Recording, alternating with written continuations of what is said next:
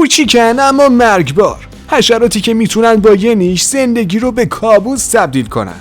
از زهر کشنده تا تهاجم بیرحمانه، این موجودات کوچیک قوانین طبیعت رو بازنویسی کردن. میشه از دستشون فرار کرد یا خطر همیشه تو کمینه؟ تو این ویدیو با خطرناکترین حشرات دنیا روبرو خواهید شد. حشراتی که حتی شکارچیان بزرگم از اونا وحشت دارن. با مورچه گلوله زن شروع میکنیم. این مورچه که تو جنگل‌های بارانی آمریکای جنوبی پیدا میشه به خاطر نیش فوق‌العاده دردناکش مشهوره. شدت دردش به حدی بالاست که افراد احساس میکنن گلوله‌ای به اونا شلیک شده. این درد میتونه تا 24 ساعت ادامه داشته باشه.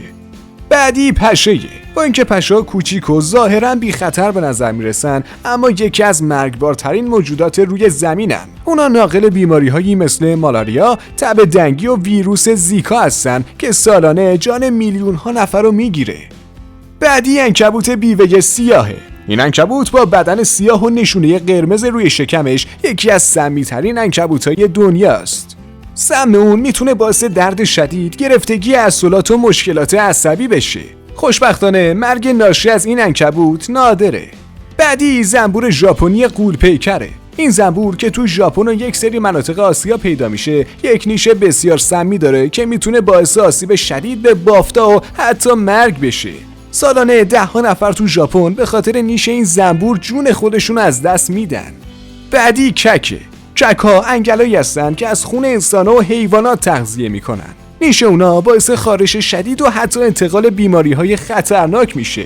یک سری از گونه‌های کک میتونن بیماری‌هایی مثل طاعون رو منتقل کنن. بعدی مورچه آتشینه. این مورچه‌ها در صورت احساس خطر با نیش‌های پیاپی از خودشون دفاع میکنن. نیش اونا خیلی دردناکه و میتونه باعث ایجاد مشکلات پوستی و آلرژی بشه.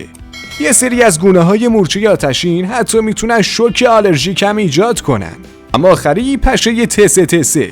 این پشه که تو آفریقا پیدا میشه ناقل بیماری خواب آفریقاییه. نیش این میتونه باعث مشکلات عصبی شدید و حتی مرگ بشه. خب امیدوارم که مفید باشه براتون.